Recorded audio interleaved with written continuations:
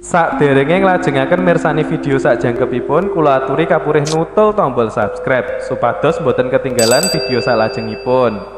Kagem kemanfaatan video menika, monggo dipun like, komen, lan ugi share. Mugi panjenengan sedaya pinaringan seger waras, bejo donya bejo akhirat, rahayu rahayu rahayu sagung dumadi. Kalau menyimak dari kata-kata Aki tadi kan sesajen ada pada weton. Nah, weton itu apa nih? Kalau weton itu adalah hari lahir kita. Berarti kalau bahasa sekarang namanya ulang tahun. Ulang tahun ya, ulang tahun kita. Jadi ulang tahun tidak harus nunggu 1 tahun. Bertambahnya umur 1 tahun baru diulang tahuni kalau anak zaman sekarang ya. Enggak. Tapi kalau di Jawa itu setiap sebulan sekali atau 36 ya, 36 hari kalau di Jawa itu ya.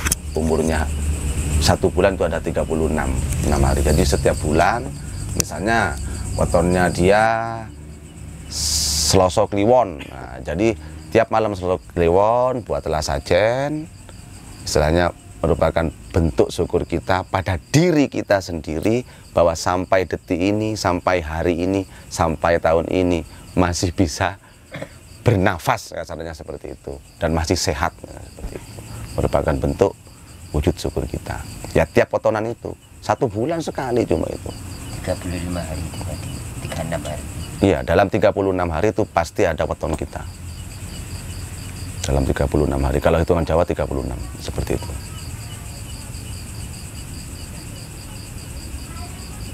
Ada apa tanya lagi? Kayak gitu berarti ada tata cara hitungan weton juga kalau mau menjodohkan itu apakah memang benar nih? Kalau dikatakan benar, ya kalau diyakini ya benar. Kalau tidak diyakini, ya tidak benar. Seperti itu. Jadi terserah. Kalau yakin ke itu, ya monggo diyakini. Lah, karena kita sudah punya adat atau keilmuan-keilmuan dari leluhur kita, atau kebiasaan ya, kebiasaan dari leluhur kita dari dulu, kita mengikuti, menghormati, melestarikan istilahnya kan. Ya dihitung. Tujuannya menghitung seperti itu kan amrih apike istilahnya. Tujuannya amrih apike. Jadi ya dihitung lebih baiknya. Loh, kalau misalnya tidak dihitung, bagaimana? Ya enggak apa-apa. Gitu. Contoh sekarang, anak jenengan ya, juga jenengan mau menikah. Ternyata dihitung wetonnya tidak cocok. Lah, 2 anak ini sudah saling mencintai. Lah, sudah saling mencintai. Masa gara-gara weton harus dipisahkan? Kan tidak bijak berarti. Lah, tetapi walaupun tidak cocok di Jawa itu nanti ada solusinya. Tetap ada solusinya. Bagaimana? Yang weton yang tadi yang tidak cocok, yang katanya geyeng apa dan sebagainya ya, itu nanti ada solusinya supaya bisa. Oh, berarti kayak yang dinamakan ruatan gitu. Ya, misalnya diruat, diselamati dan sebagainya lah. Supaya apa? Yang tadi ini yang tidak bisa menjadi bisa. Yang tidak api menjadi api, kasarnya seperti itu. Terus, pasti ada solusinya. Kayak seperti itu weton itu bisa ditebak ya, berarti. Weton seseorang hidup ke depannya bisa ditebak juga.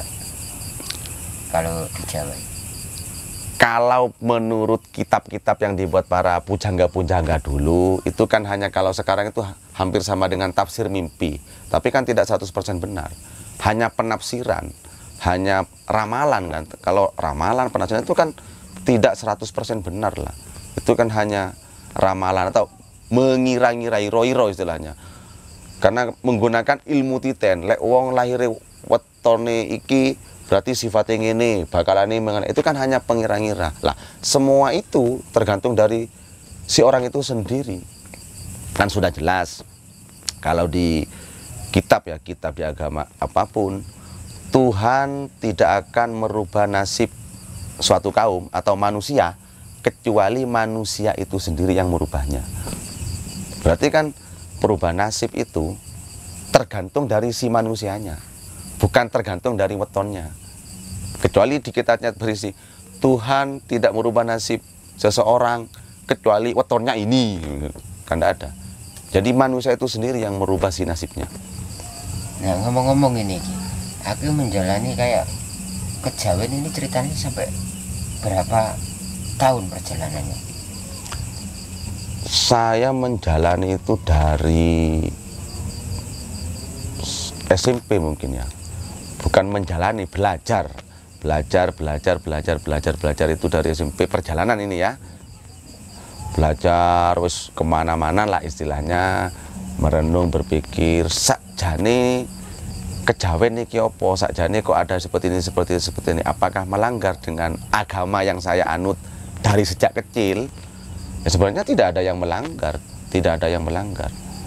jadi harus bisa membedakan mana agama, mana budaya, mana adat atau mana kebiasaan leluhur kita, kan seperti itu. Jadi selama saya mempelajari kejawen ini, ya bagi saya ya enak-enak saja, karena kejawen itu arah tujuannya itu mengembalikan kita, si manusia ini, pada tingkat kesadarannya.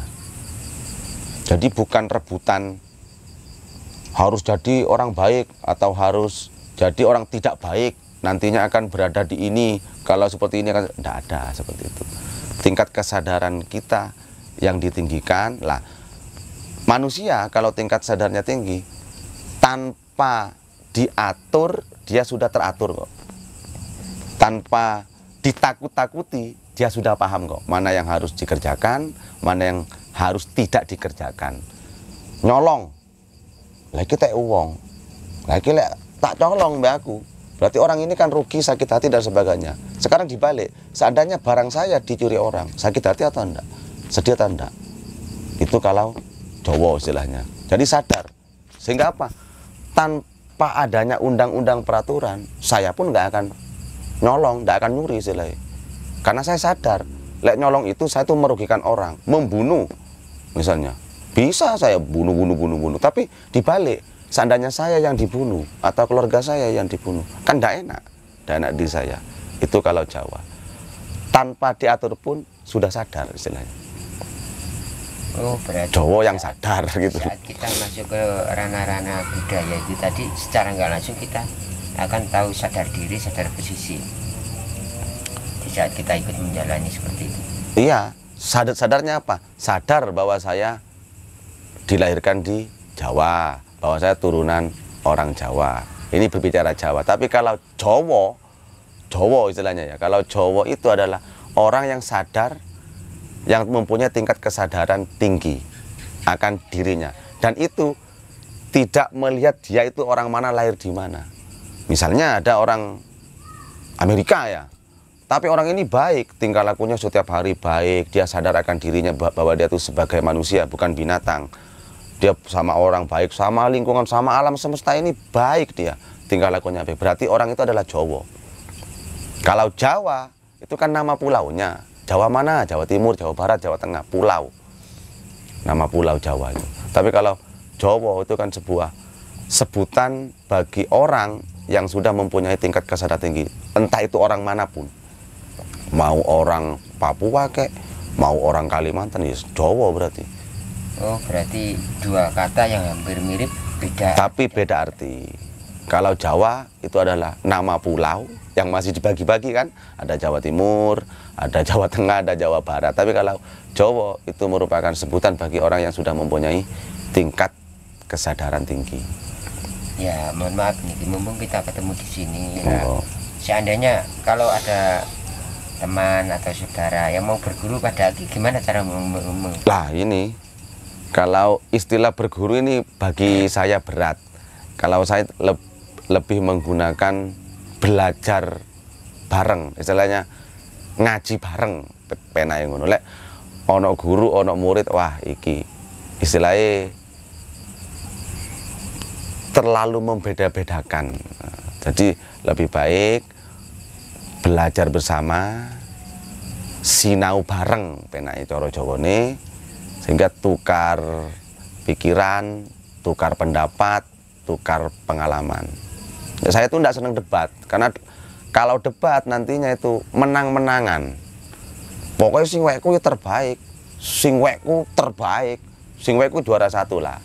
Akhirnya ujung-ujungnya satru, tukaran, musuhan. Tapi kalau tukar pengalaman, misalnya tukar pengetahuan, hasilnya bagus, bermanfaat istilahnya lah. Seperti itu. Monggo, misalnya mau bersilaturahmi, istilahnya jagongan bareng penake, monggo.